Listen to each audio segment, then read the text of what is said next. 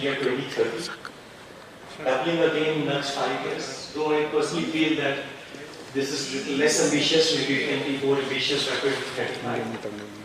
And the state government has, in the month of November 24, given 100% exemption from road tax as well as registration charges for all EV vehicles which are registered in the state.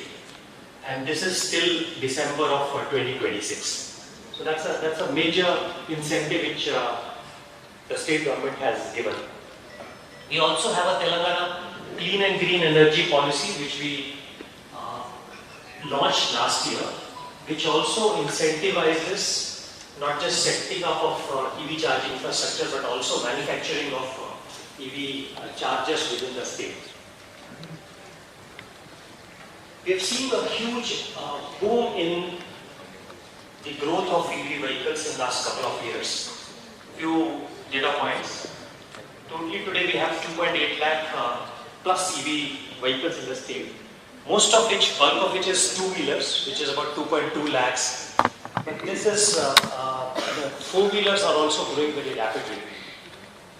In the last financial year, which is 25-26, we saw about 91,000 EV vehicle registration. So you can see that almost a third of EV vehicles cumulatively in the state have been registered in the last 1 year. The invoice value of this was nearly 6,300 crores. And today, almost 5% of the vehicles in the entire state are now EV vehicles. I've given a small shot of how the EV consumption is growing on the bottom right side. In September 24, we had 2.6 million units used or consumed for EV charging. In just less than 1.5 years, March 26, this has quadrupled. That has become 4x in just a matter of 1.5 years. So in March 26, almost 12 million units of consumption was there from EV charging. Now you would ask how we are able to monitor it. Telangana is one state where we have given a special tariff segment for EV vehicles, which is much less than even the industrial segment also, not just talking about the commercial and the residential segment, but even compared to the industrial segment also, the EV charging tariff is much less. It is about 6 rupees per unit if one takes a dedicated EV charging connection. We have really given a push to it, as I was telling you, especially this incentive for exemption of road tax as well as registration charges has given a huge impetus. And there is a huge growth which is happening. Presently, if I give you a snapshot, we have got about 1,063 EV stations which have been installed all over the state. But more than that, 1,244 NOCs we have given in last couple of months for setting up new EV stations. So you can imagine this will really more than double the number of stations in next few months. The SNA for Telangana is Telangana REDCO, which is Telangana Renewable Energy Development Corporation, where we have set up a dedicated cell for EV. So they process all the schemes for encouraging EV. We secured NCAP funding. In fact, probably we were the only city which secured that funding under the National Clean Air Program, about a 35 crore project with the REDCO, which we successfully implemented, and that has given a great boost.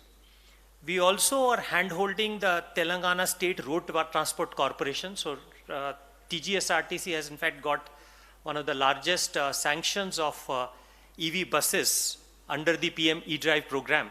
More than 1,000 buses have been sanctioned. So REDCO is also holding hand-holding TGSRTC.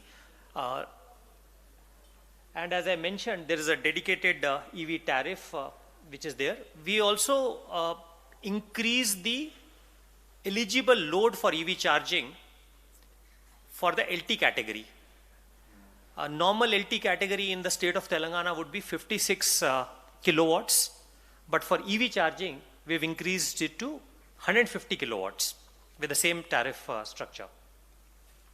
And we are currently going through a PPP process for CPO empanelment, which has given very good response from the CPOs within the state and also from other parts of the country. As I mentioned, TGSRTC is currently going through a 1,000 buses program, but they have targeted about 2,800 EV buses by 2027. And we are also hand-holding TGSRTC in ensuring not just the EV charging infrastructure at their bus stations, but also the strengthening of the back-end infrastructure also. Hyderabad this year won the Best Green Transport Initiative Award from the Ministry of Housing and Urban Development for cumulative standing first in the country in green initiatives in the transport sector. And I must thank the Ministry of Heavy Industries, wherein they have been very kind to, I would say, to the state. We have already got a sanction of 10 crores for Karimnagar and Warangal. And we have also posed a project for Hyderabad, which is under evaluation right now. And I'm very sure that the Hyderabad project also, which is a very large project, almost 698 locations with 407 crores has been posed and data has been uploaded. I'm very hopeful that a large component of that would also be sanctioned, which can actually make Hyderabad as one of the EV capitals of the country. With these few words, I thank again MHI for inviting us here. And I'm very sure that both this SNA mode as well as CPO mode, which we are actually taking up for encouraging the charging infrastructure, will definitely give a great boost to improving and accelerating this EV transition, which our country badly needs. Thank you.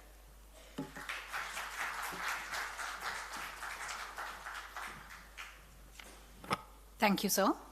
I would now like to call upon ACS Puneet Kumar from Kerala to give a prelude to their presentation.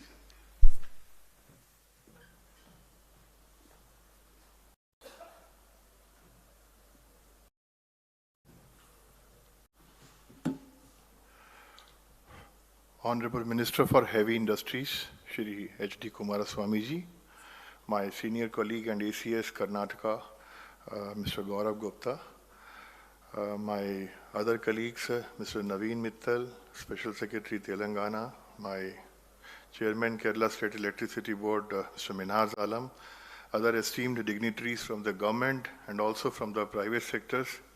It is a matter of great delight that we are here assembled in this conference on the EV fast charging infrastructure. I would just like to give a brief prelude about what we have done in Kerala and how the EV charging infrastructure and the EV growth has been there in the state of Kerala.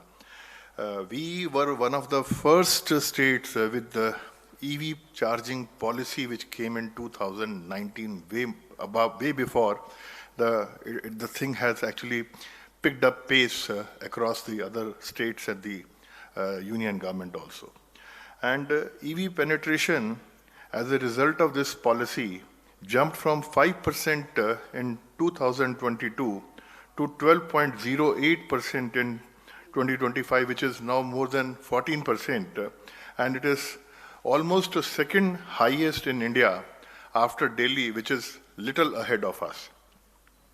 2025 itself, we had 1,06,007 registrations, which amounted to almost 12.1% of the total number of vehicles registered in that year. And the total number of vehicles registered for the EVs till last year were 2,46,000, which has now shot up to 3,63,000 registering a growth rate of almost approximate 30% year on year. And the total EV fleet is bound to grow more when we take advantage of the PM E-Drive scheme launched by Union government under the leadership of our Honorable Minister. And we are certainly going to supplement it, take it to all the nook and corner of the state of Kerala, far and wide, so that people are able to use. The advantages in Kerala, how it is a special state, 93.4% of the EVs are personal vehicles and not fleets.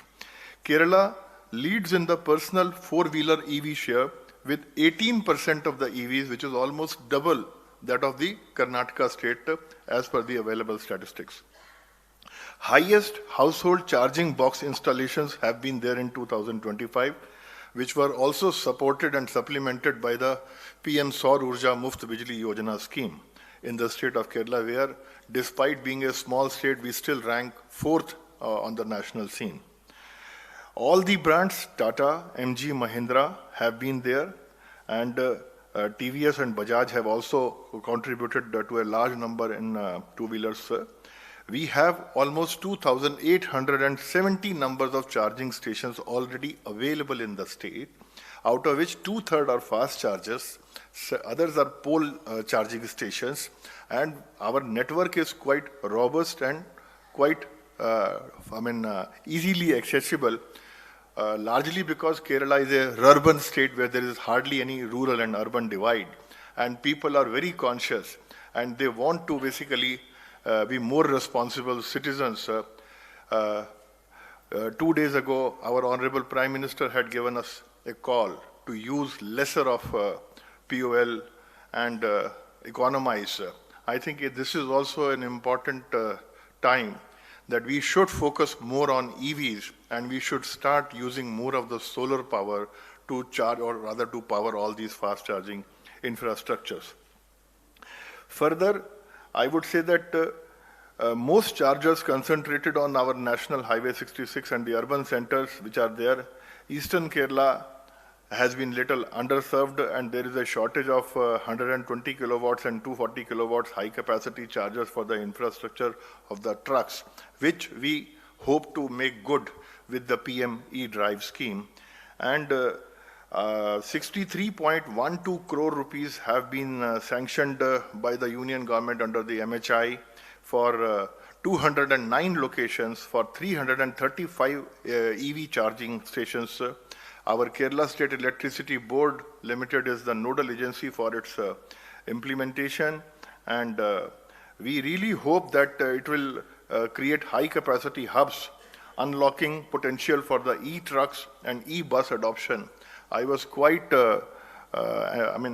surprised and amazed listening to Mr. Kashara's presentation, where he said that up to 80% of the charge, from 20 to 80% charge can be done within 20 minutes. Now, this is the kind of innovation that we really are looking for.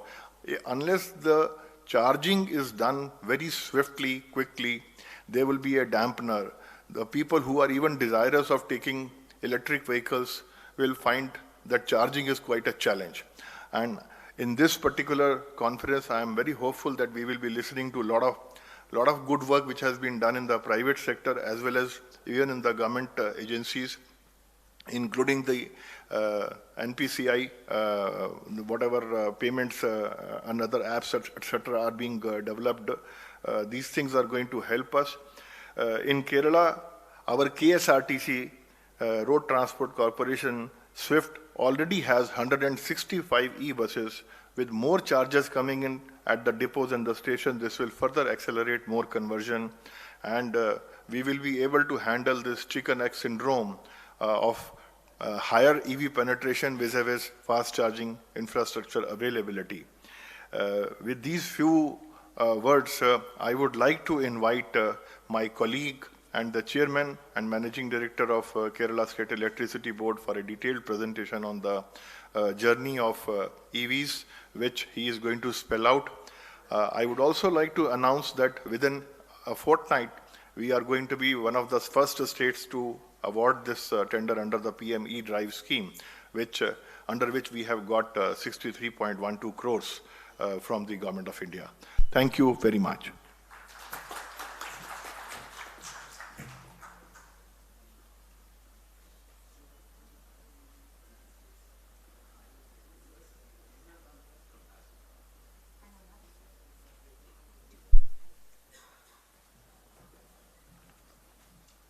We now have a presentation by Shri Minhaj Alam, CMD, KSEB, Kerala.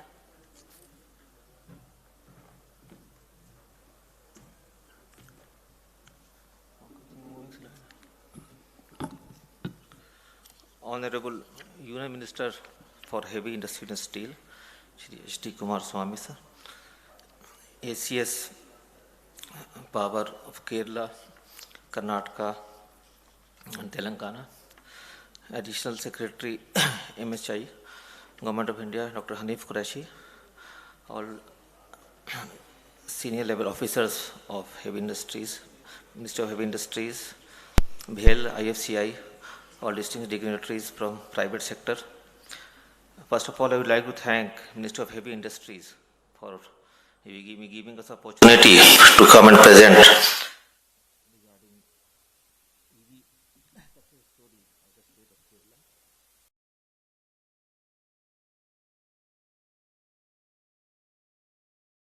EV registration in Kerala is increasing day by day.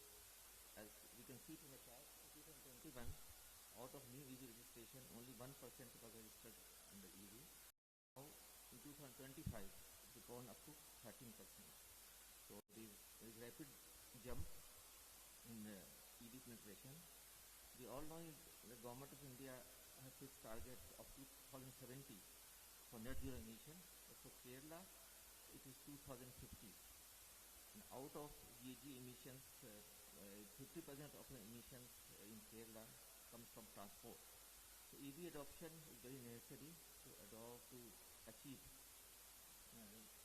net zero emissions in the state of Kerala. So, and Kerala people are very conscious to preserve the environment, and that's why they are adopting EV at a rate. And as part of PM E-Drive, the infrastructure of PM EV charging stations is going to be created in a fast pace.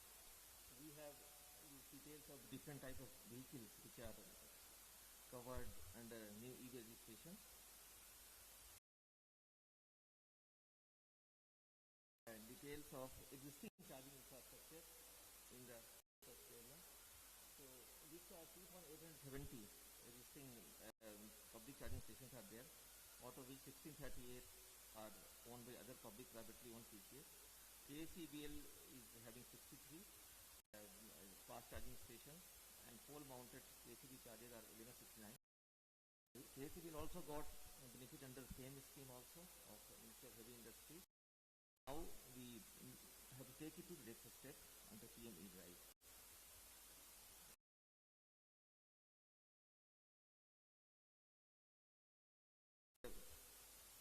Road map to submission. First of all, we identified the land in different parts of the state. We wrote to concerned departments, the PSUs, to identify and provide us details of the land parcel which can be used under PM E-Drive. So we got good support from all the departments, and after getting the list, we did the feasibility assessment. We have this EV accelerator cell at KCBL which did this assessment, and then we submitted the proposal to Government of India. I think BHEL provided all necessary help and assistance to us for necessary submission. So after this submission, this was done in October 2025, then these proposals were again returned by MHI for resubmission with feasibility assessment report, and then again we submitted these details in January 2026.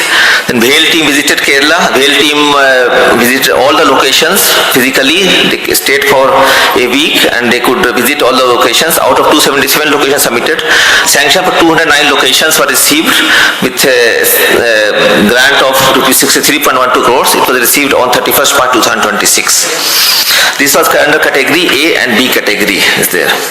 So as a strategy for assessment, we did district-wide assessment of existing charging network, and we found a lot of shortfall areas where we require more charging stations, and also in the areas where there is interstate, inter-district mobility corridors where there is high footfall for positioning charging infrastructure.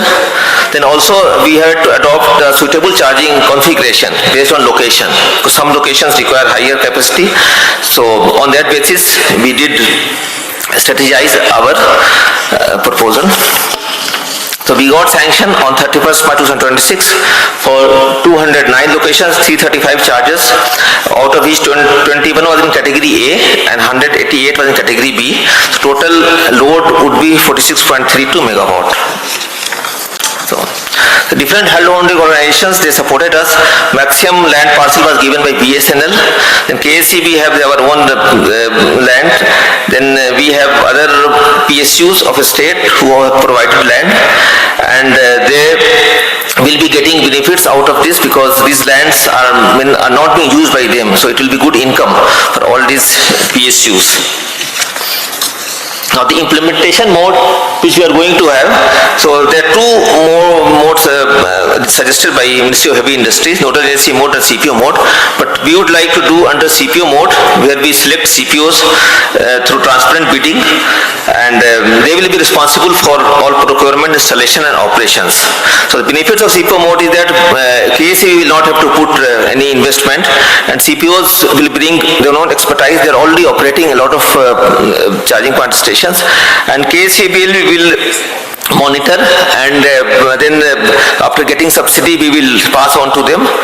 Then KSEBL also will be ensuring that this proper maintenance and uptime which is required for this purpose, that this is maintained by the charging point operators. So there is three-way implementation relationship. KSCBL is the asset owner agency. We will select CPOs, and the land ordering agency, which are the PSUs and other department of the state. So KSCBL we will going to tender this to select CPOs soon, this month itself, and after CPOs they build and operate, the land owning agency will receive the commercial return. The agency will get a good share of the revenue. So that's the advantage for these PSUs who have provided land for this purpose. So KSCEBL will be monitoring and will be ensuring that the investment by CPOs is done, and there is good maintenance by CPOs for all these charging point stations. Now we are going to have bidding. I think we have put a floor value of minimum 10% revenue to be shared by CPOs to the land owning agency, the PSUs. So revenue sharing will be a minimum of 10%. One example is that 18% of revenue share may be there to land owning agency. We also fixed a minimum 10,000 rupees per month is to be paid in any case by CPOs to the land owning PSUs. So each we will doing tendering for each location separately, so that each location there will be a CPO will be selected, and this bidding will do through auction and soon this month itself. So these are stakeholders, different stakeholders. We have stakeholders are KSCBL with charging point operators, then land owning PSUs and consumers. Finally, consumers have to get benefit. Now already for this charging point stations, Kerala State Electricity Regulatory Commission, they have fixed the rates which has to be paid. That upper rate at solar hours, non-solar hours. We want that maximum charging should be done during solar hours, because Kerala we only surplus solar energy, particularly under PM Surya Ghar. We have got a very good number of more than 2 lakh sanctions so far, and we are getting surplus energy during daytime. So it's better that this all charging is done during solar hour itself. This is sample diagram which we want to have, that standard, that we have given that requirement of the land area required for this purpose, and as per that these questions will be developed by the charging point operators. So this is our time frame. We want to finish this commissioning of this first phase category A and B by February 2027. We had a stakeholder meeting done with all the concerned agencies, and all were happy that this will be coming to, this has been sanctioned by Government of India. All stakeholders have been taken into confidence for implementing of this PM E-Drive scheme. So then regarding next category C locations, we also got, initially we did this EUI, and we put only restriction to only existing charging point operator, but then there are a lot of requests were there that we need to give to new people also opportunity. So we gave further time to them. So far we have received 268 proposals. Now we want to submit this this month itself to Ministry of Heavy Industries, so that then inspections can be done and sanctions can be provided to us at the earliest. We also developed a web portal for category C locations for PM E-Drive, so that interested entrepreneurs can apply under these category C locations, and we are downloading documents and uploading two documents to the MHI portal. And there are also more demands are coming from category A and B also. As of now, a lot of other departments also have written, so we will also be processing that also as and when this details are received from all the departments. So this is our roadmap. We hope to implement it in time-bound manner, and I am thankful to support provided by Ministry of Heavy Industries, particularly Dr. Hanif Qureshi and his team, for all this implementation of this scheme. I hope this scheme will be a big success in the state of Kerala. Thank you, sir.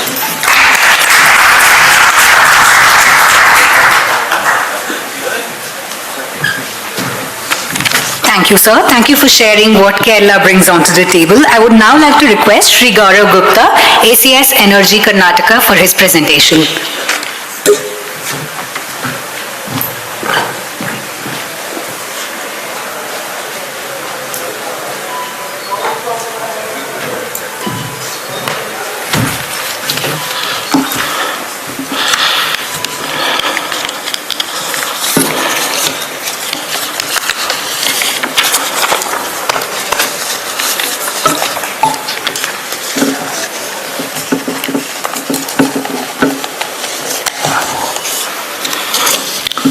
Respected Sir, Union Minister Sir, my colleagues from different states, the Additional Secretary in the Heavy Industries Ministry, and dear colleagues, representatives of the industry, and all dear friends.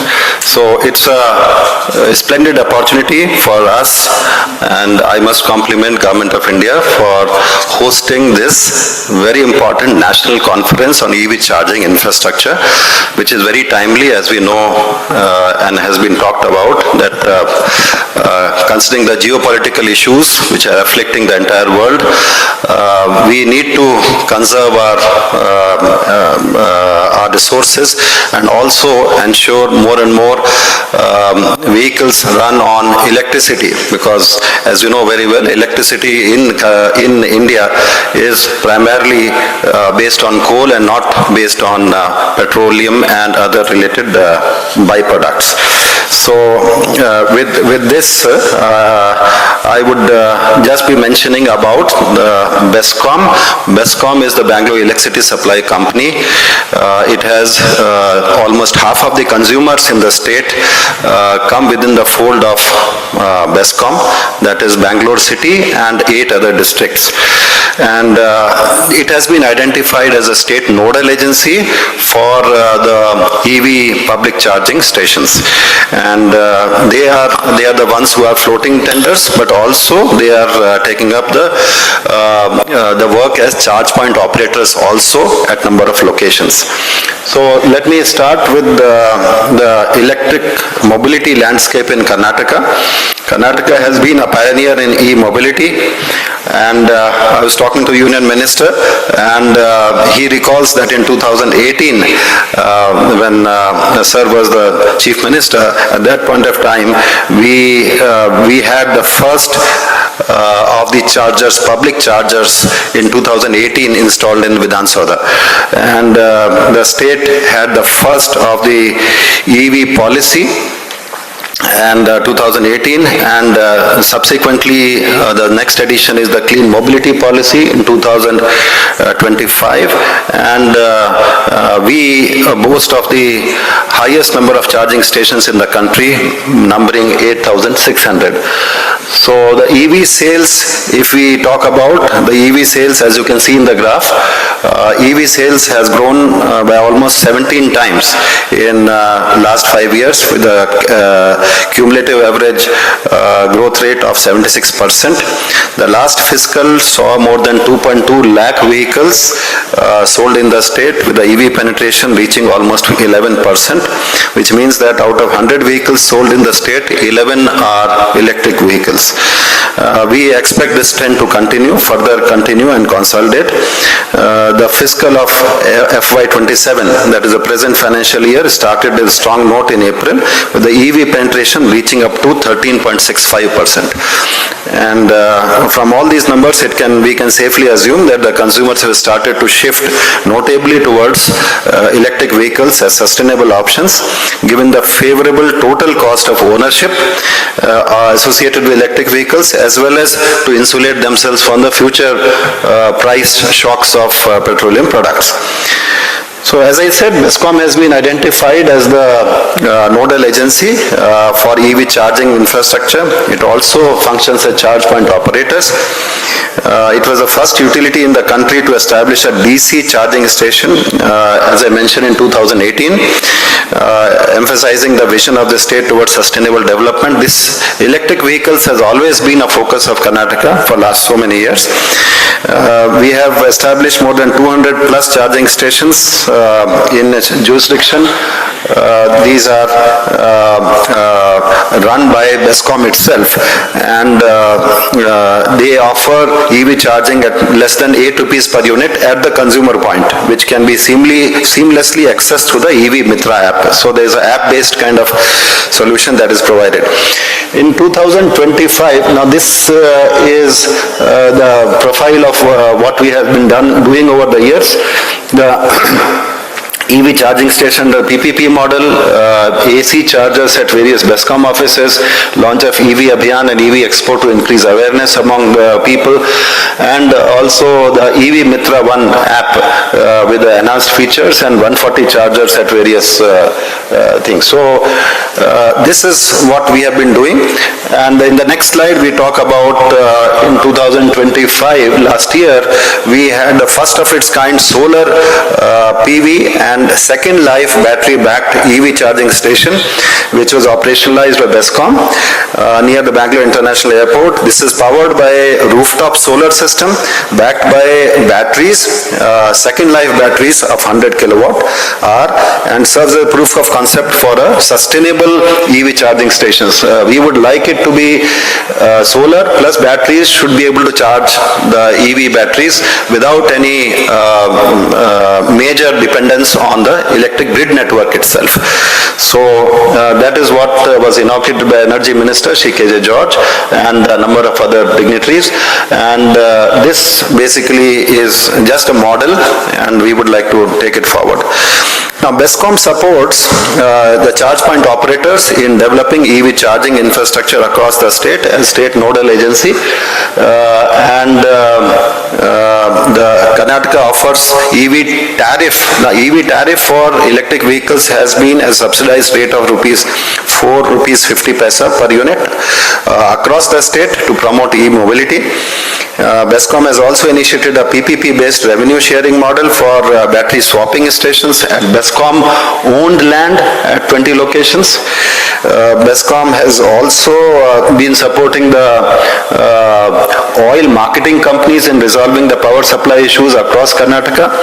Now, this is, I think, a very major step because when they came in, the oil marketing companies, they were finding it a lot of issues, including whether they have to install a transformer at the spot, how much load they can have and all that. And all those issues, by a regular interaction, we were able to take it up. The last 2 points are also very critical. BESCOM has developed a land aggregator portal to simplify the land identification. We have identified these are the locations at which we require more charging points, and the lands which are available there, and this can be accessed by the private people, and they can identify locations in which they can choose to invest and then to take it forward. Now, the sixth one is single window dashboard to fast track the power supply sanctions. Now, power supply sanctions is a critical part, and obviously there has been a lot of feedback over the years. We have conducted several interactive meets with the industry to take this forward. Now, this is talking about the consumer awareness initiatives which have been taken up. The EV Mela was the recent one in which more than 15 plus OEMs showcased their vehicles, and the event witnessed footfalls of more than 5,000 people. We also have taken up other activities which have been listed on this slide. And coming to the execution and the deployment strategy, under PM E-Drive, BESCOM has been identified. Now, this is some of the awards which have been won by BESCOM related to EV charging stations. Self-evident, I would not like to say. Next one. The execution strategy for deployment under the EV charging stations. BESCOM has been identified as state nodal agency, as I mentioned, and we will take it up in 2 phases. The first phase will be category A and category B stations, which is government owned and government undertakings owned locations, for which BESCOM has submitted a proposal of 1,250 charging stations at a proposed expenditure of 777 crores. I am told that the MHI subsidy will be of the order of rupees 352 crores, and the balance will have to be funded by ESCOMs themselves. The capital expenditure will be funded by us. And in the phase 2, we have taken up for category C and D, which is private CPOs, for the establishment of more than 800 charging stations. One of the issues which we have found is that the private initiatives are coming only in high visibility areas, and a number of other areas in the state are not being taken up despite several rounds of bidding. So this is an issue on which I think the entire industry has to come together to see that the charging infrastructure is not concentrated just on the major cities, and also gets well spread across the country. Now, battery swapping stations under category D will be taken up after stakeholder consultation. Now, the implementation approach has been that we have identified state government offices, universities, hospital bus depots, etc. through research, and the coordinates have been detailed. The long let, etc. is available, and they have been shared across all the stakeholders. The feasibility studies have been conducted digitally across 5 ESCOMs. We have 5 distribution companies. We call them ESCOMs. So the district officers, one of the advantages in having electric utility as a state nodal agency is that they have very significant ground level presence. So at the ground level, any small place also, we have people who are available, and the proposal has been submitted, and joint survey has been taken up with BHEL, and we want to take it forward. Now, for the phase 2, we are going to take it up further in the month of June. And I would like to conclude that Karnataka has very strong commitment towards accelerating the e-mobility adoption and building a very robust and accessible and user-friendly EV charging system for the future. We remain committed to the PM e-drive scheme in the state by expanding the the charging infrastructure and enabling greater EV adoption across the state, and also fostering relationship with all the stakeholders, industry and all other stakeholders to build a sustainable future. Thank you so much.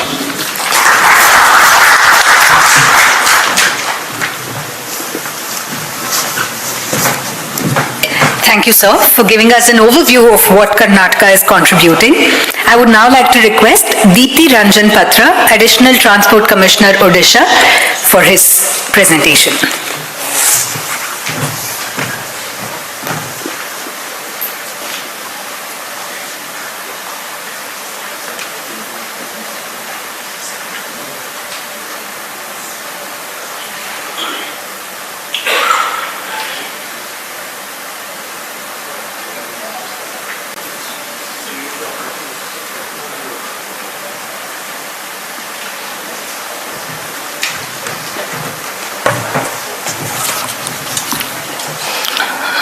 Jai Jagannath to everybody. Myself Deepti Ranjan Patra, Additional Commissioner Transport, representing on behalf of my state. Respected Honorable Indian Minister of Heavy Industries, respected senior officers from Ministry of Heavy Industries, distinguished representatives of WELL, IFCI, and NBSL, DISCOMs. So, at the outset, I convey my sincere gratitude to the Ministry of Heavy Industries for organizing this important conference on enabling the nationwide EV charging infrastructure under PM e-drive. I also thank Ministry for giving Odisha an opportunity to share its experience, its learning and execution strategy. So, a small presentation. I'll start next slide, please.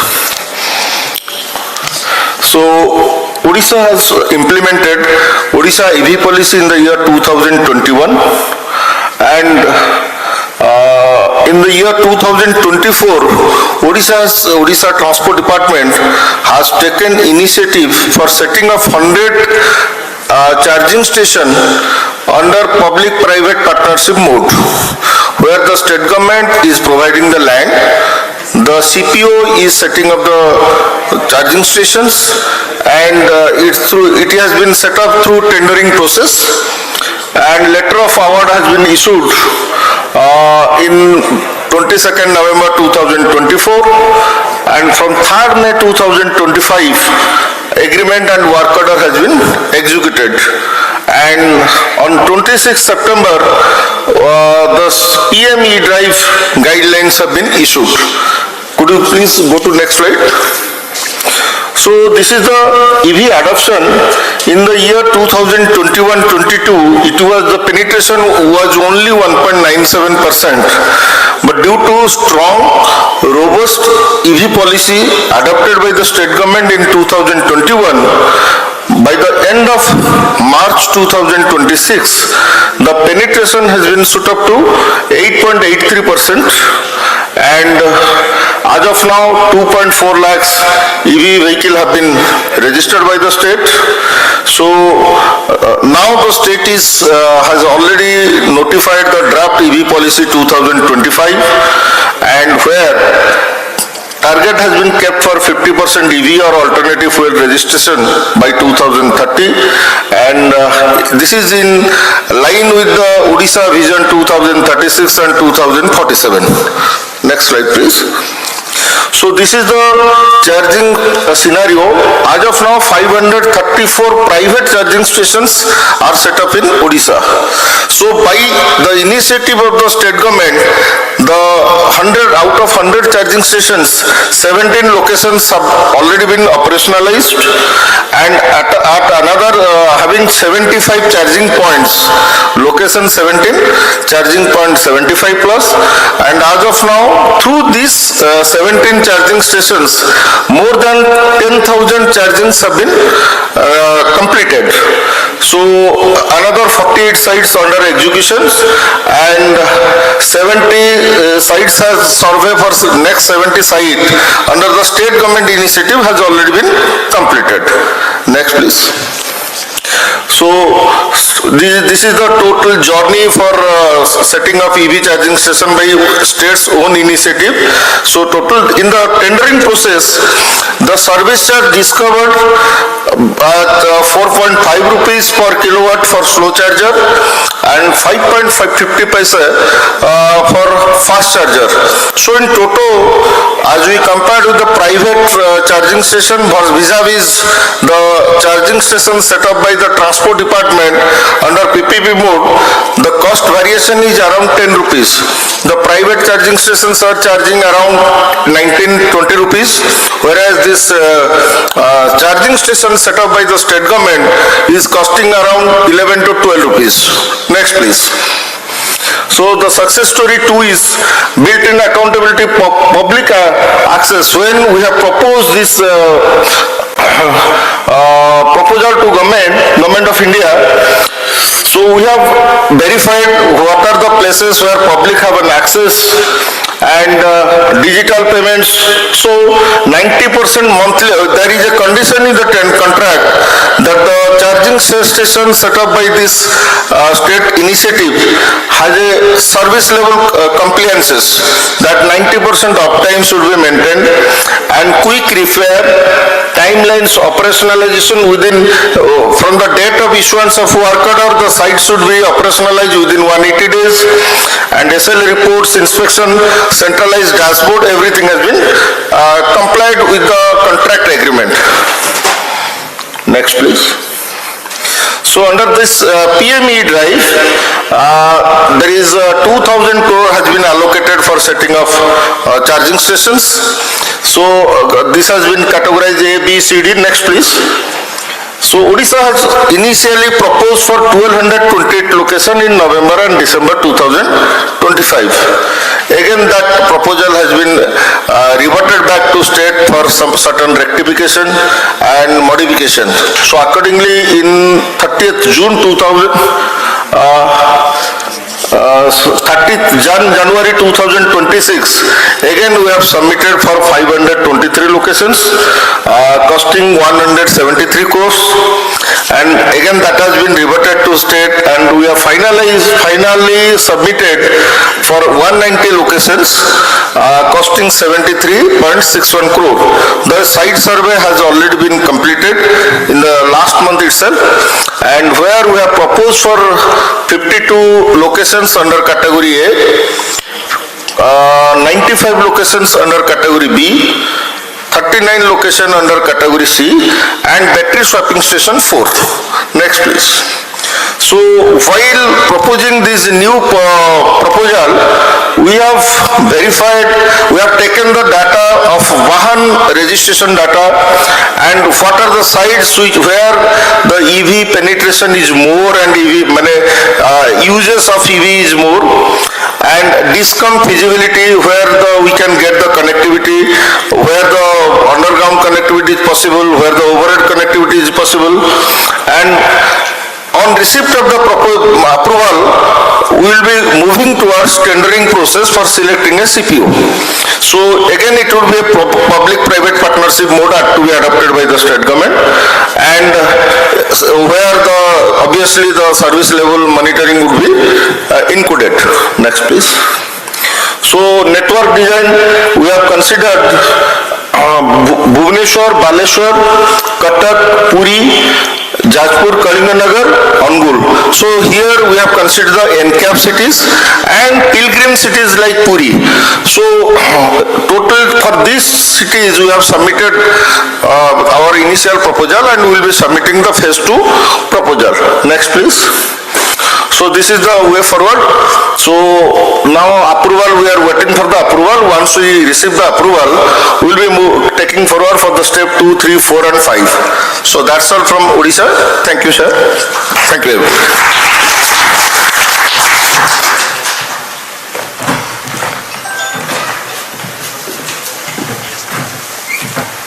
Thank you, sir. That brings us to the end of the success stories segment.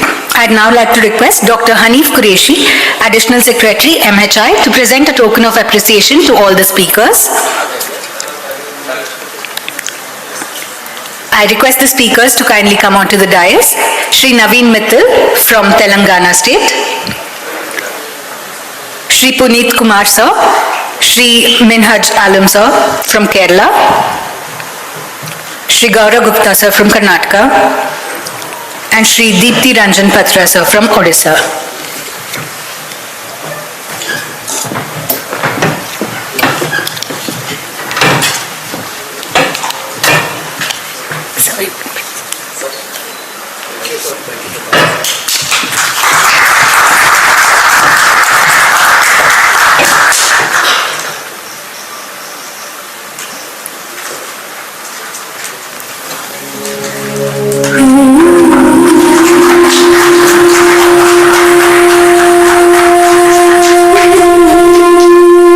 National bird made in Karnataka from the Kaveri Emporium is being presented to all the speakers.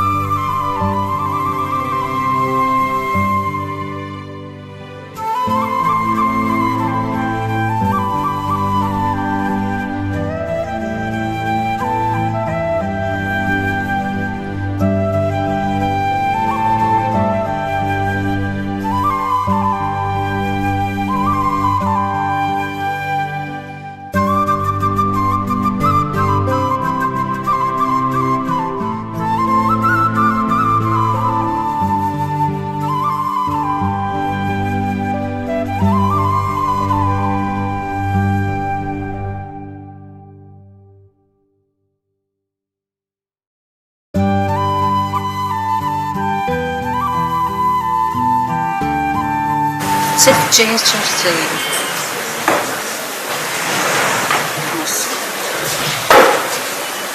बस chair या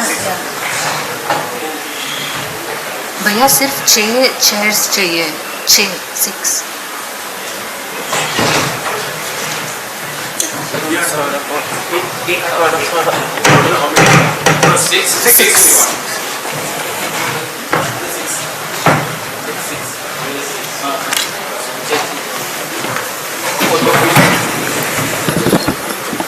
Our next session is on experience sharing by OMCs. For this session, I'd like to call on the moderator, Shri Akhil Jayaprakash, CEO of Pulse Energies. We also have Shri Pradeep Goyal, ED BPCL, Shri Atanu Mandal, ED IOCL, Shri Debashish, ED HPCL, Shri Rajiv Mittal, Director of MG JSW, Shri Omkar Shaligram, GM Tata Motors. With a big round of applause, can we have the panelists on the dais? And the audience, can we have a big round of applause and a smile for the most important session of today's conference? Over to the moderator.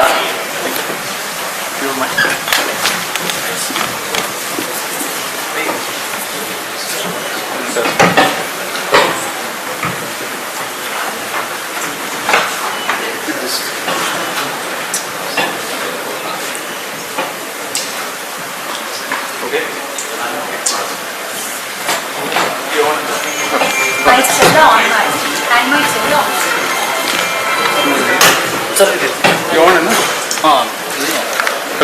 Hello. Hello. Hello everyone. Thank you so much. Thank you to the Honorable Union Minister Kumaraswamy sir, Dr. Hanif Qureshi ji, BHE leadership and NBSL leadership for having this national conference. My name is Akhil Jaiprakash. I'm a founder at Pulse Energy. We built like a software infrastructure for charging operators. So if any of the CPOs would want to connect to the UBC network that is there, I'm the person. But this is a really great panel. We are at a defining moment of India's EV story. PM eDrive is putting real capital behind public charging. UBC being unveiled by Lalita ma'am in the morning is effectively India's UPI for EV charging movement. So on this panel we have 3 OMCs whose retail networks form India's backbone for EV charging, and 2 of India's most ambitious EV OEMs whose vehicles are creating that demand. Together they represent India's EV transition coming to life. Let's begin with the OMCs who have done the genuine heavy lifting in deploying EV charging infra. We're going to keep it one question and then keep it going. If time permits, we'll do a follow-up for everyone. Okay. All right, so Pradeep sir, over to you. The first question. So BPCL has been building one of the most pioneering EV charging networks in the country. There's about 10,000 charging points, 120 highway, with a clear roadmap now going towards 400 corridors. Could you share with us at least what BPCL has learned from this national build-out, and what excites you about the next phase of PM eDrive? Good morning, everyone. Special thanks to Ministry of Heavy Industries and Honorable Minister Sir, Hanif Qureshi Sir, and the entire team present here, all the delegates and senior bureaucrats from various states. Thank you so much for giving us this platform and giving us this opportunity of sharing our journey. BPCL today is the second largest oil marketing company in the country, owning about 25,000 fuel stations. Our journey in the space of EV started in the initial phase, starting from 2019, sir. So 2019 onwards, we've started setting up EV stations, and today we have almost close to 7,000 EV charging stations, having more than 12,000 charging points. The journey has been exciting, with a lot of challenges, a lot of issues, but with the support of all the stakeholders, we have come a long way. I am excited to share with you some figures of last 2 months. March and April, BPCL had more than 5 lakh charging sessions in our charging points. That's a milestone figure, which we had never even thought of when we started this journey of EVs. When we started our journey of EVs, we had huge challenges in terms of various compliances, guidelines, PESO rules, how do we position the substations, how do we get ST connections, and right from application stage to getting various charger approvals, standardization of chargers. So we have gone through all of that. Today, most of the issues are already over, and last 6-8 months have been really, I would say, encouraging. Ministry of Heavy Industries with Ministry of Power on literally weekly basis have been giving us support, and because of which FAME 2 chargers could be commissioned in a record last 6 months time in thousands of number by all 3 of us put together. Great support came from Ministry of Power, and all the DISCOMs helped us achieve those numbers. BPCL started its journey with the purpose of providing highway corridors for the customers to address to their range anxiety. And we were the first one to provide first corridor, Chennai-Madurai, sometime 4 years back, the first highway corridor having EV stations. Our current motto is also to ensure that all highways will have at least one EV station every 100 kilometers on both sides, so that this range anxiety is addressed. More than about 400 highway corridors will be covered by this year end. All the major highways will be covered. BPCL also started the concept of providing energy stations wherein motorists all energy needs apart from the fueling for their vehicle, also for their relaxation and recreation. All those facilities have also been started by BPCL. Now we are providing our own chain of B cafes, what we call it as a cafe stations. B cafes, we have set up more than 225 B cafes, one of the biggest now in the country, so that while charging is happening to the customer's vehicle, customer has a place to relax, to refresh, and with that purpose, we are now looking at as BPCL as one of the major players to provide energy stations across all highways and meeting the customer needs. Thank you. Thank you so much, sir. 5 lakh sessions is a amazing milestone, so congrats for that. So moving to Atanu, sir. Sir, IUCL operates one of the largest fuel retail network in the country. There's about 42,000 outlets. Obviously makes you guys uniquely positioned to anchor India's EV charging build-out. What are the insights you've gained? What makes the site successful?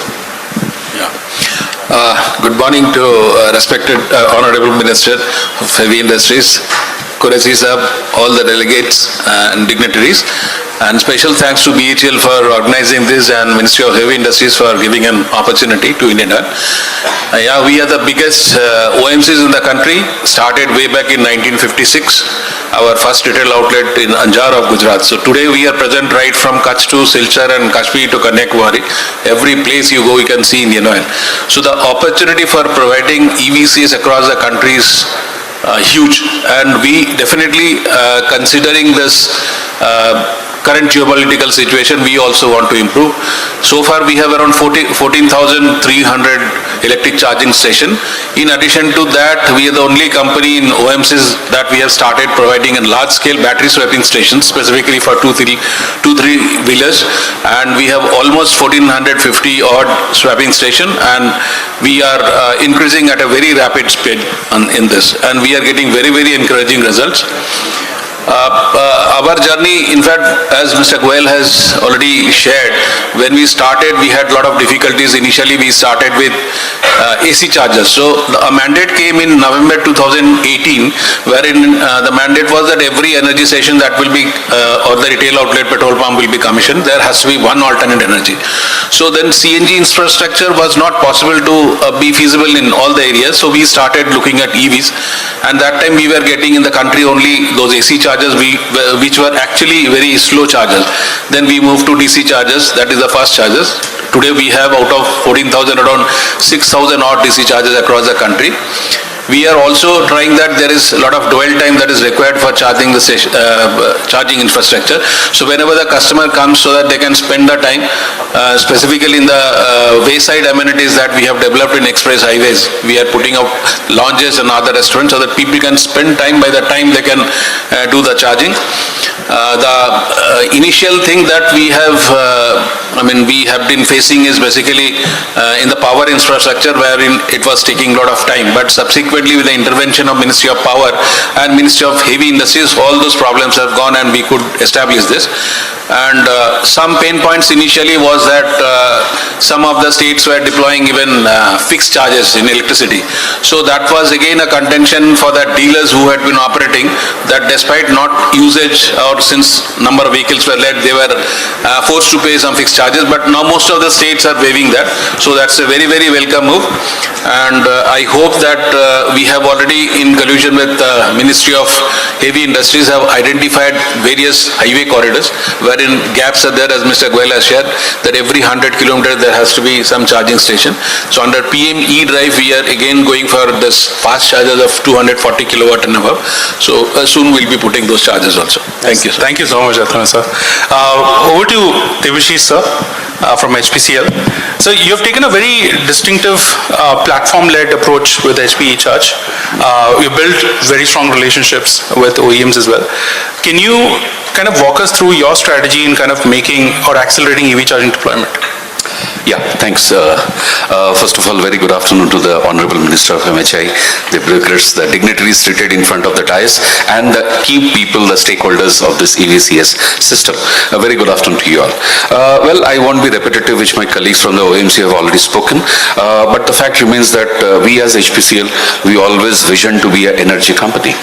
And one thing which I would definitely like to mention is that instead of looking from a top-down approach, we initially, right from the day one, we had a bottoms-up approach as if how the customer will be getting the experience. And we are very proud to say that we started quite early, way back in 2018-19, and this HP eCharge platform is something which we are very proud of. We not only onboarded the entire ecosystem, the OEMs, like two of my colleagues who are here, we have more than 1,500 chargers, and we have Mahindra, Hector, everybody with us. So we understood that this ecosystem cannot be built by a single OMCs. While we will be the partners to progress, but we will require this entire ecosystem to work together from a bottoms-up approach, that is the customer being the singularity, like he or she as to how they feel, what is going to be the difference, be it uptime, be it the maintenance part. So we worked on that, and today we are very proud to say that our partner Kazam and we have worked together, and today we are seeing the light of the day. Thank you. Thank you so much, sir.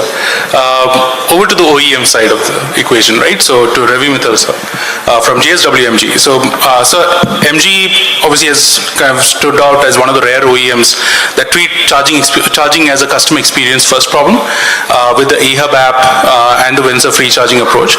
What have you learned from this approach? What are the takeaways that people can take? Thank you, Akhil. Good afternoon, everyone. Good afternoon, Honorable Minister. Good afternoon, Mr. Qureshi, and all bureaucrats available over here. So, I come from MG, and since beginning of our MG products, we were sensitive for electrical vehicle for this country. In year 2019, when we started our plant, we launched ZS EV, the first EV in this country on that segment. Our approach towards this EV infra is a bit different. The way we took it, the first motto what we as a company decided to provide affordable, spacious, reliable products to the customers in EV and new energy vehicles. Dear sir, 75% of sales of MG comes from new energy vehicle as well as electrical vehicles. And by this all initiatives which various states have taken, in the month of April, the EV penetration have increased in our country, which is more than 23,000 cars were sold in passenger vehicle category, which were electrical vehicles. The approach, Akhil, what we took, we decided to bring good products as well as the scheme like free charging. So we understood that our job is to create products, to make cars, to produce good quality cars. But the job of charging point operators to install and the government agencies to help and build the infrastructure. And the problem of today that we have chargers, but they are not utilized to the ability what they should be. And that is where the partners feel anxiety and lowness to put more and more charging stations. So when we offer our product, we brought free charging schemes, wherein we said to our customers that charging we will sponsor. Even the batteries what we give in our cars, they are lifetime warranty. So whatever cars we offer to our consumers, the batteries are lifetime. So in a way what we are doing, we are trying to take out anxiety out of the common person. Because as our nation, as a countryman, we are sensitive towards anxiety. None of us want to have an anxiousness, because that is not good for us. So that is the reason we use eHub by MG, wherein like today BHEL and all the agencies, we are putting up a unified app which is being launched and which is being the envelope launch. But in the beginning, around 3 years ago, we have eHub by MG, wherein more than 30,000 chargers are there on our app, and the consumer can go on a journey where we can use our car data as well to provide you the various insight, the trip planner, the SOC level we can get from our cars. So that is a way what MG thought to contribute to build this nation and to build this infra which will give us higher penetration of EVs. Thank you so much, Ravi sir. I think that's very helpful, and that kind of gets a good dovetail into what Omkar is at Tata Motors. So Omkar, Tata Motors has the broadest EV portfolio in the market, arguably the most integrated ecosystem, Tata Power, Tata Motors, Tata EV business. From the OEM seat, what are we missing in this ecosystem? Yeah, thanks, Akhil. And thank you, MHR, Honorable Minister, Dr. Qureshi, all the dignitaries. Thank you for giving us this opportunity. I've been fortunate to be part of this EV journey since 2019. I've seen the first charger getting installed for Tata Motors, and I've seen that grow to what we are today, 30,000 plus chargers. And I remember few customer stories. I'll just do a quick one. Somebody who was in Bangalore traveling to Chennai, we had practical range of car 200, 250 kilometers at that time, and people would say it's a 350 kilometer distance, I can't travel, I need a charging station in between. So we installed a couple of charging stations near Vellore, near Krishnagiri, and then people said, fine, these chargers are there, but I need charger at the left hand side, I need charger on the right hand side, I need charger at the food stop that I stop at. So what we realize in all of this is you can't create an ecosystem by defining your constraints. You have to go to customers and understand what does the customer want. Where does the customer stop? So what we did in 2023 is we started open collaboration. We had a lot of connected car data from our customers. We shared it with all OMCs, all CPOs, saying that this is where our customers want chargers, and that is where the real gaps of the EV charging network started filling up. And when I was looking at the latest numbers, almost 92% of India's national highways have an EV charger, and I'm sure OMCs have a biggest contribution to that. Now the questions are not around availability of chargers. There are ample of chargers. Now the questions are around reliability of chargers. Will the chargers work when I reach there? It might be showing available today, but when I'm going there, would it work? And this is one aspect. I'm sure as the industry matures, this will get solved with PME drive coming in, all the uptime metrics that we have put in. I'm sure it will evolve and mature. One more aspect, sir, and all the dignitaries here I would like to present is when we think about EV charging, we always think about public charging.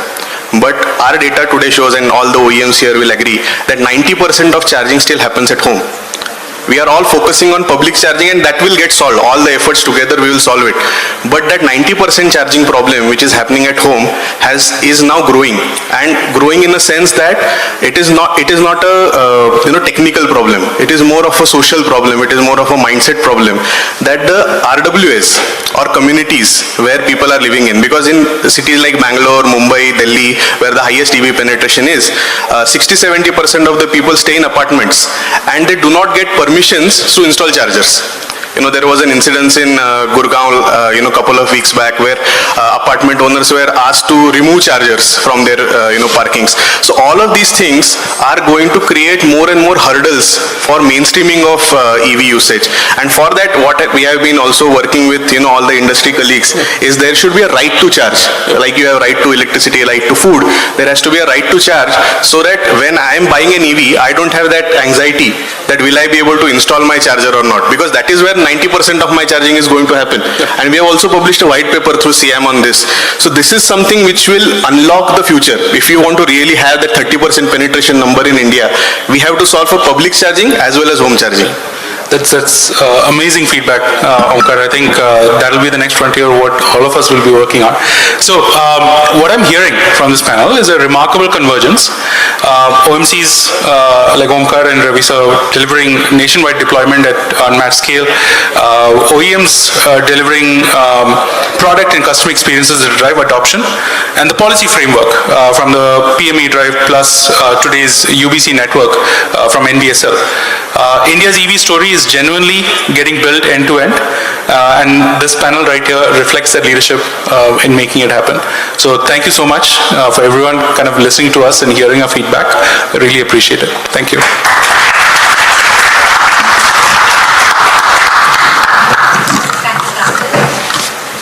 Thank you, panelists. I request you to kindly stay on the dais. I'd like to request Shri Chandrasekhar, COO of ICAT, to present a token of appreciation to the panelists and the moderator.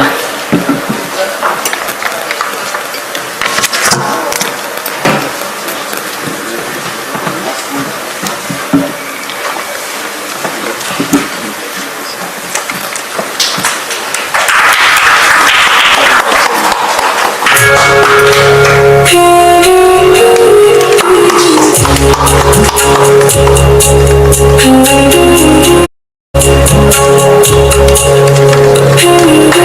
you.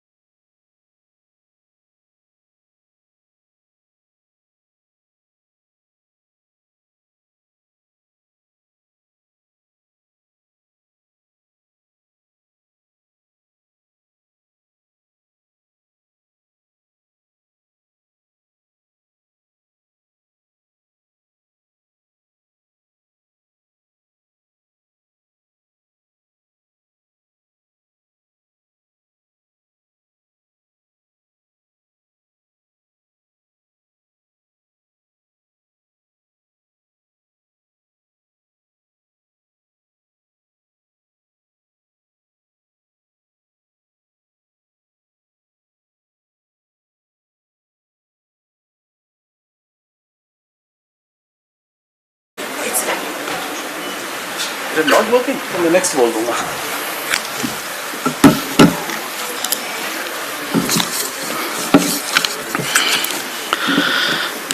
Chief guest of today's National Conference on Enabling Nationwide EV Charging Infrastructure under the PM E-Drive scheme, Union Minister for Heavy Industries and Steel, Honorable Shri H.D. Kumaraswamy sir, respected Shri Gaurav Gupta, Additional Chief Secretary Energy, Karnataka, respected Shri Naveen Mittal, Special Chief Secretary Energy, Telangana, respected Shri Puneet Kumar, Additional Chief Secretary from Kerala, respected Shri Minhaj Alam, CMD of BESCOM,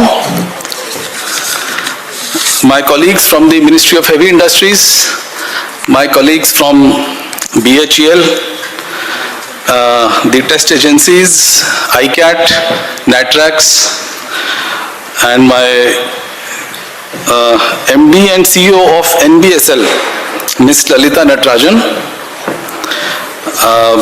the CPOs present here, the OEMs, the oil and marketing companies. I express my gratitude to you on the behalf of Ministry of Heavy Industries to come here today and share your valuable experience. We have all heard about the charging infrastructure and the experience what the different stakeholders have had. But I just wanted to give you an overview of what the Ministry of Heavy Industries does. So the Ministry of Heavy Industries deals with the heavy electrical equipment, with machine tool sector and the automobile sector. The ministry also has 16 public sector units which are operational, including BHEL, Andrew and Yule Company, HMT, Hindustan Salts Limited, Cement Corporation of India, and others are there. In the automobile sector, you know, the ministry is the regulator for the automobile sector, and this sector is about $240 billion in size today, and that represents about 7.1% of the country's GDP.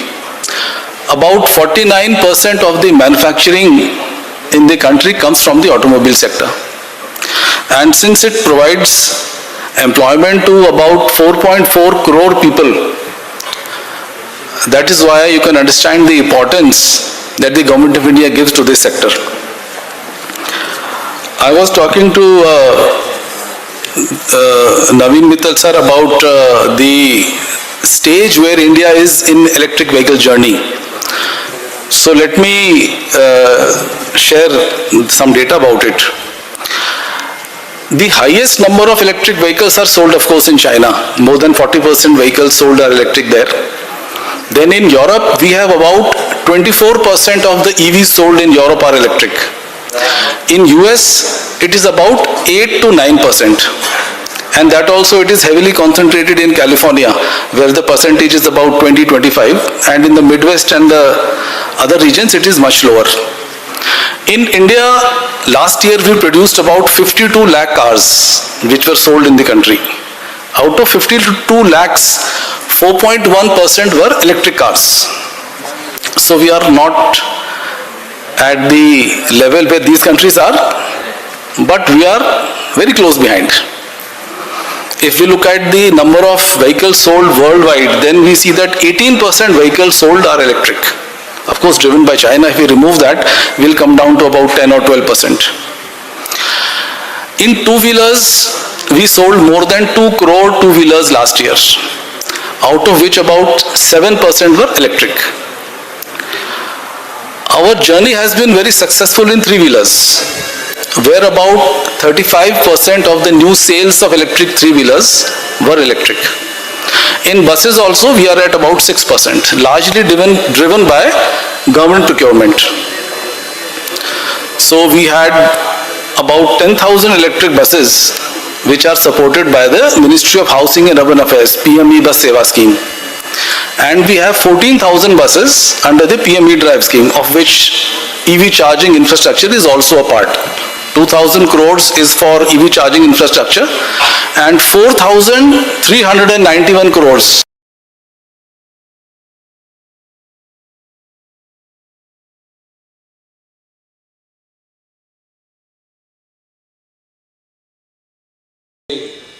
(1 to 2 years). As our Honorable Prime Minister has said that the net zero goal of 2070 and the push towards cleaner technologies. So under the leadership of Honorable Union Minister, the ministry is running several schemes to promote the electric vehicles in the country.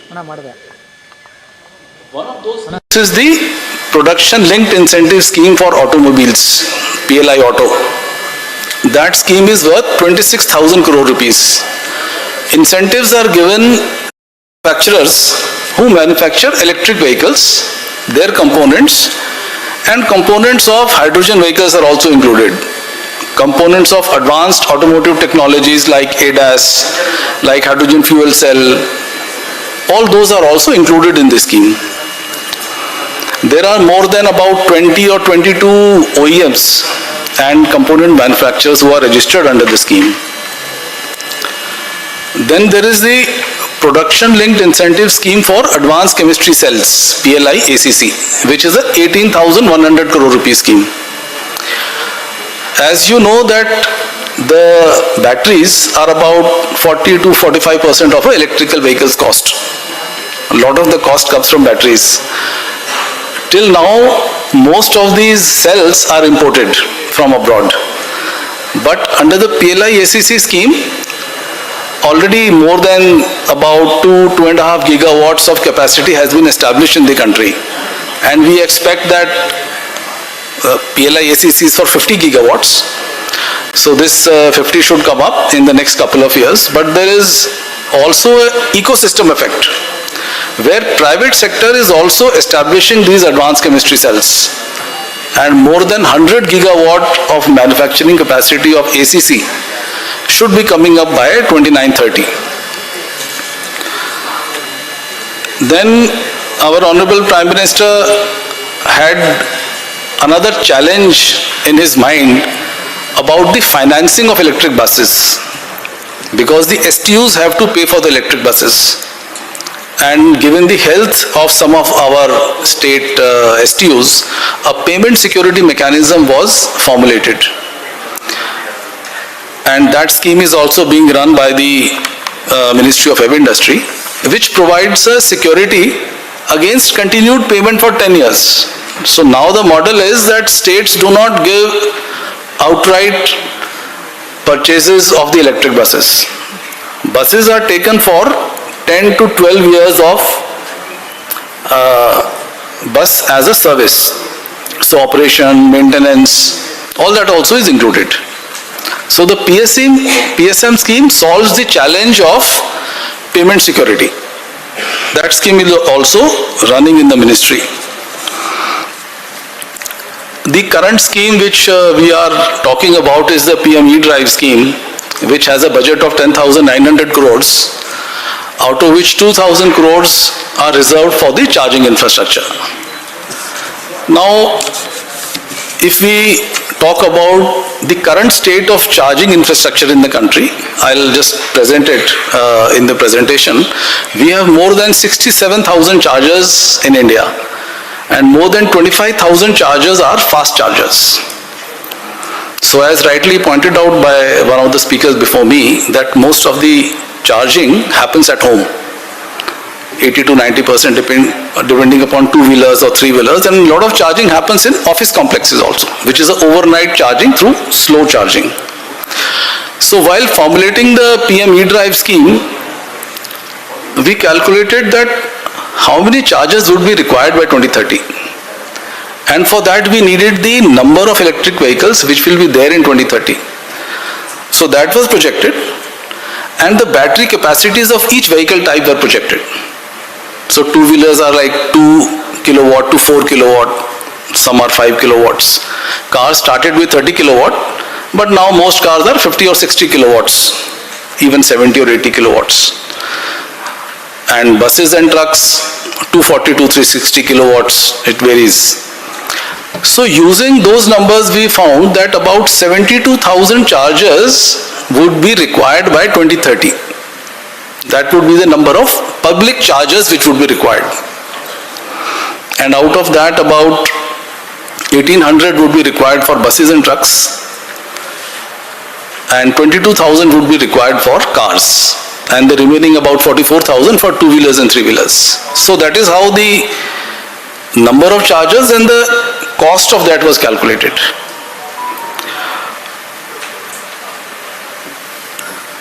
And after these, just one more point before I tell you something about the chargers, that when we looked at one of the advantages, why we go for electric vehicles, that is the question. Why at all go for EVs? So one of the reasons is that environment, they are cleaner fuels, of course we know it.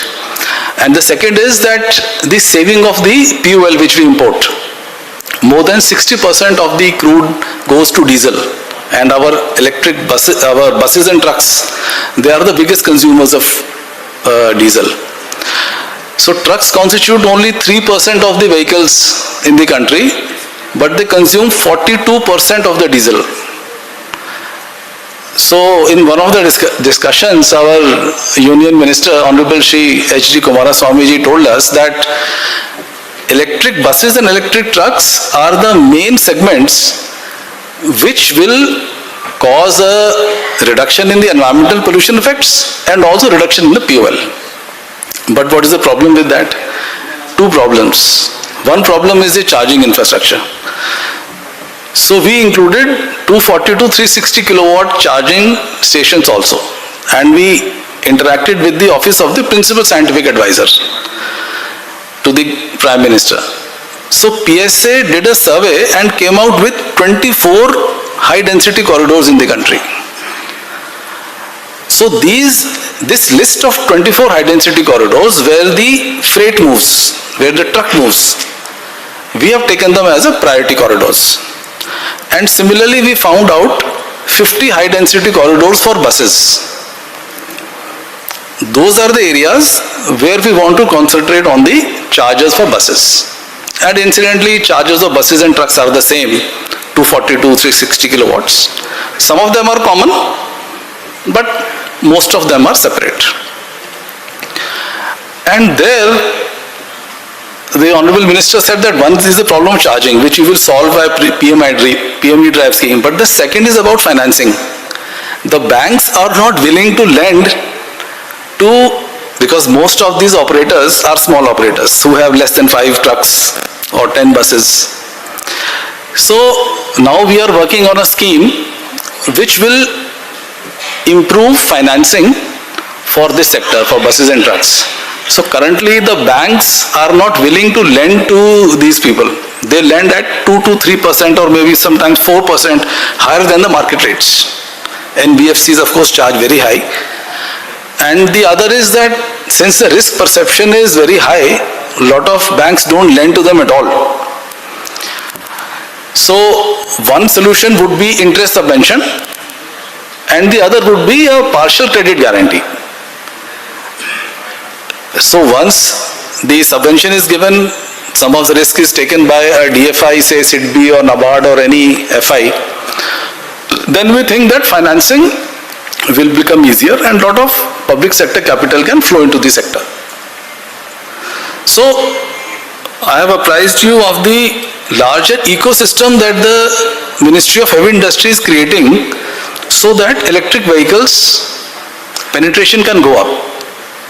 And the last point before I go to the presentation is that it is not only that we want that number of electric vehicles should go up, that you can do by import also. But the point is that these vehicles must be made indigenously. There must be a push to the local industry.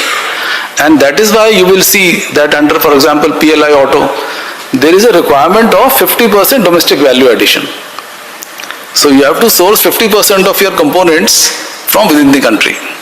Similarly, in the charging infrastructure, you cannot simply import a charger from abroad and put the charger. You cannot do that. there is a phased manufacturing program where you have to source the components of the charger from Indian manufacturers. And that program has been made in consultation with the industry and our testing agencies. Director ICAT, Mr. Saurabh Dalila, is sitting with us. They have worked out, we don't want to make PMP so difficult that it will not be possible to manufacture in India. But it should not be so easy that it is just imported from there. So that right spot has to be found, which is a good job done by our testing agencies. And whenever charging infrastructure is installed and subsidies are sought by the charge point operators or the states, then this PMP has to be kept in mind. So let me briefly go over some of these points here.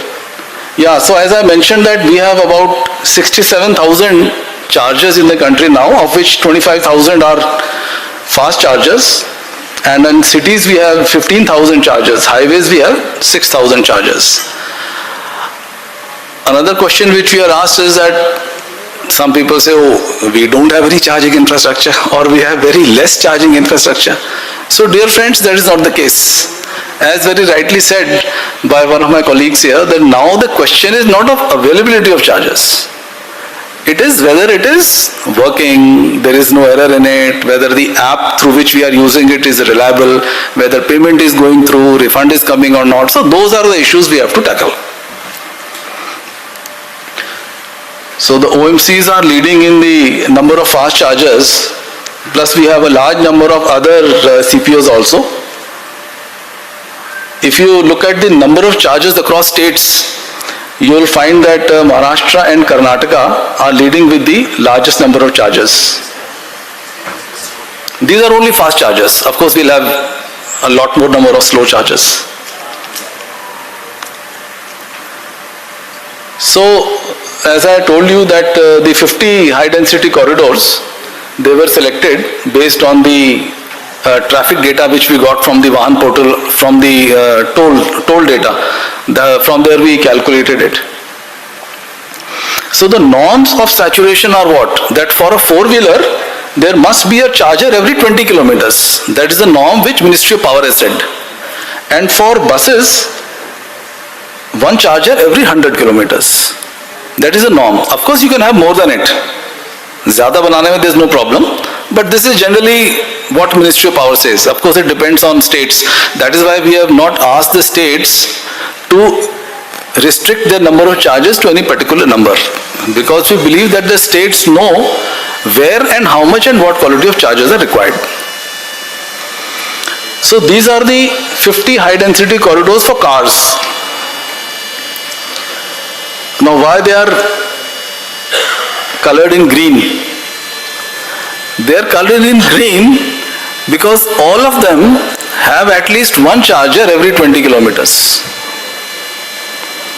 You travel on these highways and you will find a charger in less than 20 kilometers. That's the situation today. Now, if you look at the bus chargers, so Delhi to Chandigarh and Delhi to Amritsar, these are already saturated. They are in dark green, which means there is a charger less than 100 kilometers for buses there. And the lighter green shows that the number of chargers which have been sanctioned in the PMA drive scheme, once they are installed, they will also become saturated. So we would have covered all these highways. Now we look at a particular highway from Bengaluru to Chennai. This highway is 347 kilometers and there are 109 fast EV chargers on this highway. So the density is 6.3 kilometers. You will find a charger on each side. So travel one side, every 6 kilometers there is a charger. You come back, then there is another charger every 6 kilometers. So this is a saturated highway. So major CPOs are mentioned here. So this tool, I must commend BHEL, Mr. Sutripto De, the GM of BHEL with us. They have developed this portal you can log on to the portal, look at any highway in the country and see what chargers are available there, who has put those chargers, name of the company, what is the wattage, how many kilowatts, everything is given in that portal. All chargers, 67,000, have been mapped by BHEL. So in cities, we have looked at the top 30 cities by EV car stock. How many chargers would be required by 2028? There are 6,400 existing chargers. And under the PM E-Drive, 1580 chargers have been sanctioned. So we require 8,000 more chargers to go to the MOP level of saturation in these cities. So for example, these 500 plus chargers, so many cities are there, then 200 to 500, 100 to 200. That way we have mapped every city that how many chargers it needs. Of course, these are the chargers which have been sanctioned under FAME 2, and as my colleagues from OMCs were mentioning, that one problem is that, of course, installation is in the hands of the OMCs, but the energization of the chargers is where the OMCs have to interact with the DISCOMs. And I must say that the level of cooperation between DISCOMs and the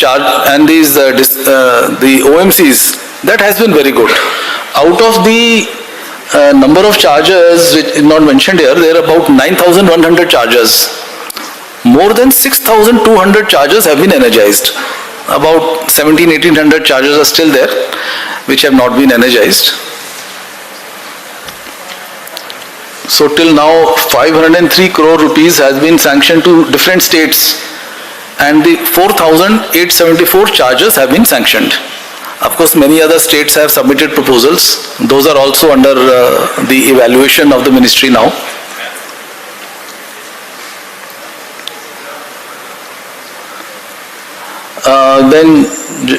Just for your information, that proposals can be submitted by states as well as central agencies.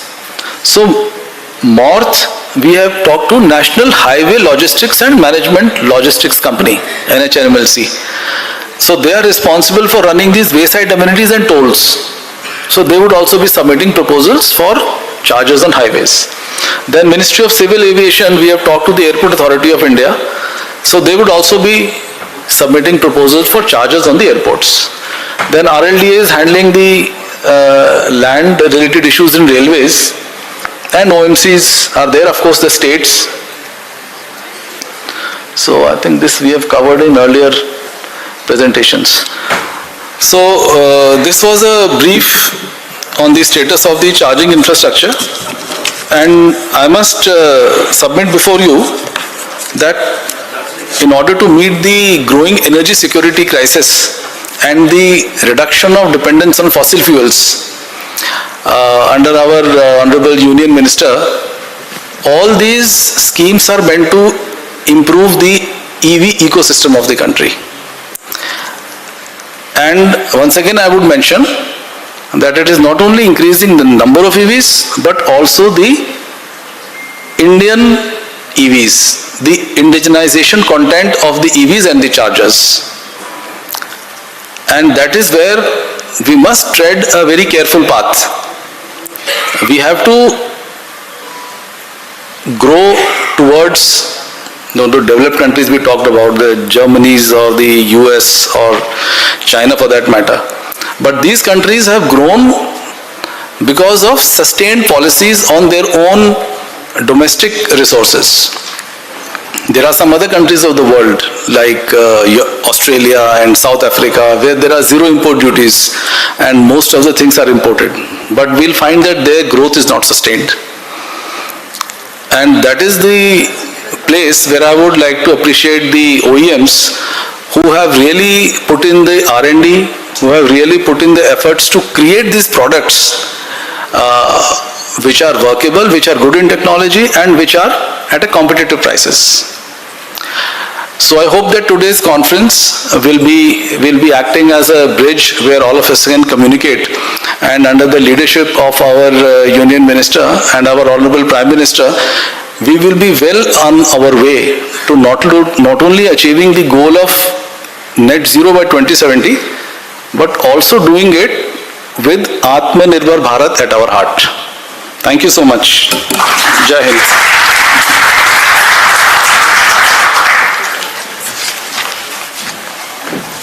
Thank you, sir.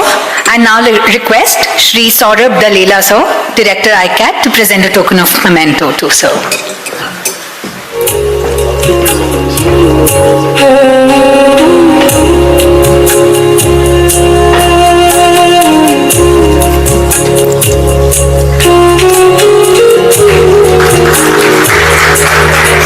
Thank you, sir. It's now time to hear from our chief guest, Honorable Union Minister for Heavy Industries and Steel, Shri H.D. Kumaraswamy, sir. With a big round of applause, may we invite him onto the dais. Sanmanya Kendra Sachivaraದ Shri H D Kumaraswamy ಅವರು ನಮ್ಮನ್ನ ಉದ್ದೇಶಿಸಿ ಒಂದೆರಡು ಮಾತನಾಡಬೇಕಾಗಿ ಕೋರಿಕೆ.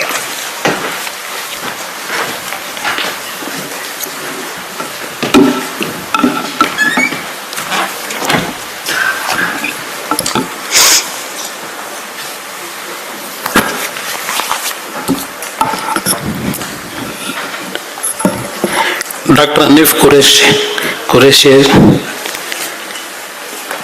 Shri Naveen Mittal, Shri Gaurav Gupta, Shri Miraj Alam, Shri Deepti Ranjan, Mrs. Vaishali. Namaskaram to everybody. Distinguished dignitaries, senior officials, industry leaders, partners and esteemed guests. Good afternoon all.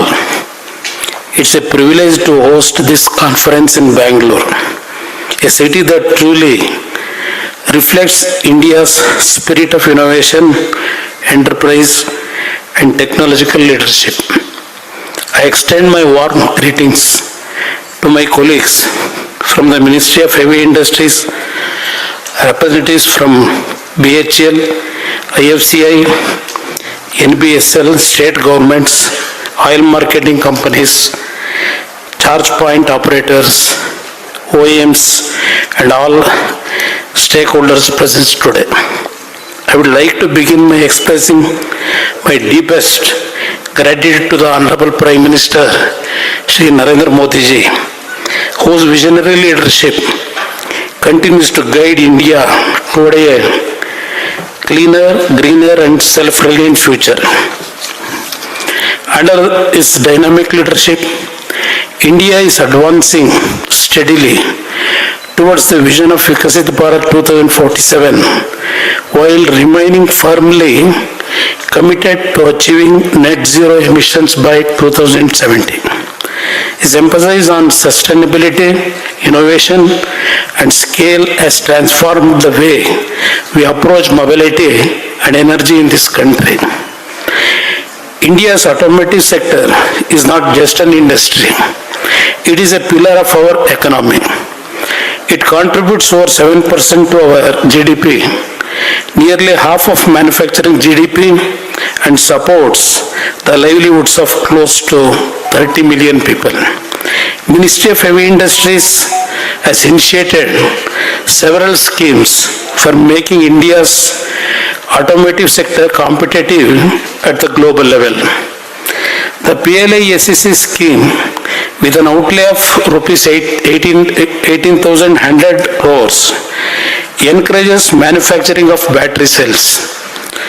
PLI Auto, with an outlay of rupees 25,938 crores, promotes auto components and OEMs to make cleaner vehicles like EVs and hydrogen-based vehicles. The recently launched REPM scheme, with an outlay of rupees 7,288 crore for manufacturing of rare earth magnets, will make India self-reliant in this technology. Today, this sector stands at a historic transition from conventional mobility to clean electric mobility. At the heart of this transformation lies the PM E-Drive scheme, with a total outlay of 10,900 crore. This landmark initiative is accelerating the adoption of electric vehicles across segments: two-wheelers, three-wheelers, buses and trucks, while building the backbone of this transition, a robust nationwide EV charging infrastructure. Today's conference focuses on the most critical enabler of this economic ecosystem, EV public charging infrastructure. Recognizing its importance, 2,000 crore has been specifically earmarked under PM E-Drive to support the deployment of EV charging stations across the country. I am happy to announce approval for proposals of Karnataka involving 1,243 EV chargers with an outlay of 123.26 crore. So far, EV charging proposals with a total financial outlay of rupees 503.86 crore have been approved, covering the installation of 4,874 EV chargers across various states and CPSEs. I am little bit shaky about the amount what we released for Karnataka. Don't mistake me from other part of the states officials who are gathered here.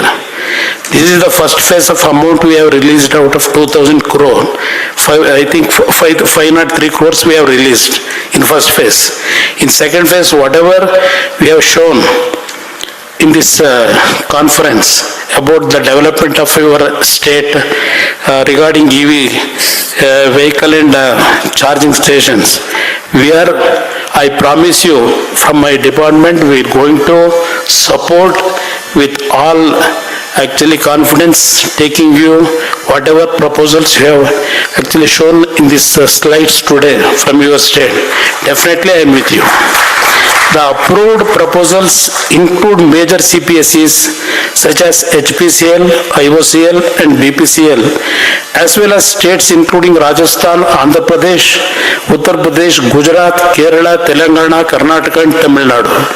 I commend the proactive efforts of these states which are leading from the front in this transition. Bangalore has emerged as one of India's leading EV charging hubs. I urge other states to actively participate and accelerate implementation, ensuring that this transformation reaches every corner of our nation.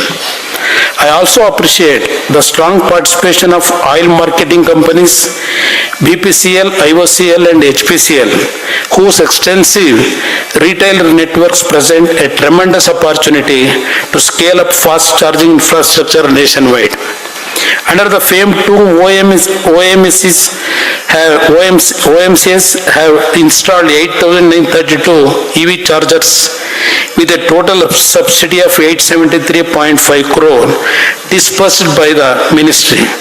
Of these, 721 EV chargers have been installed in Karnataka. Equally commendable is the role of charge point operators and industry leaders such as Tata Power, Charge Zone, Mahindra & Mahindra and others whose innovation and execution capabilities are shaping India's EV ecosystem. The ministry is working for the National Unified EV Charging App, that is Unified Bharat eCharge. This will be a game changer, enabling EV users to discover, access and pay across charging networks of every operator through a single trusted platform.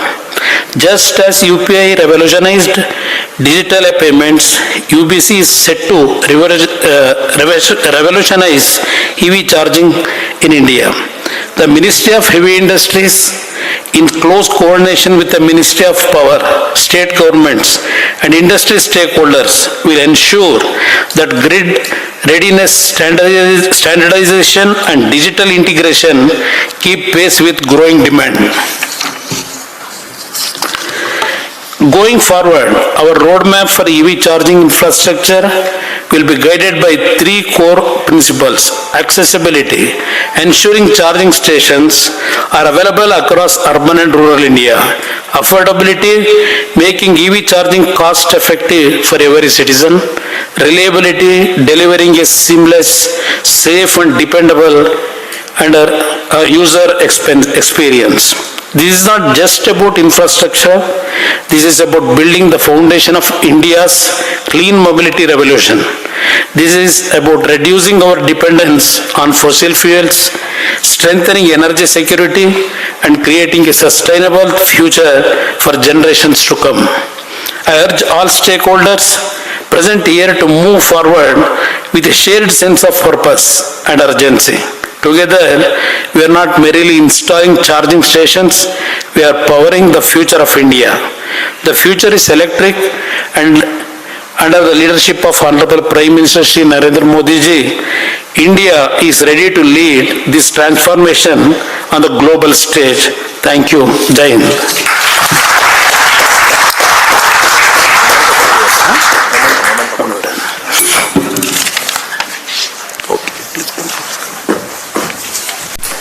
Thank you, sir. Thank you for being pillar of strength and for the assurance of the future of EV in India. I would now like to request Dr. Hanif Qureshi, sir, to hand over a token of appreciation and a memento to Honorable Minister.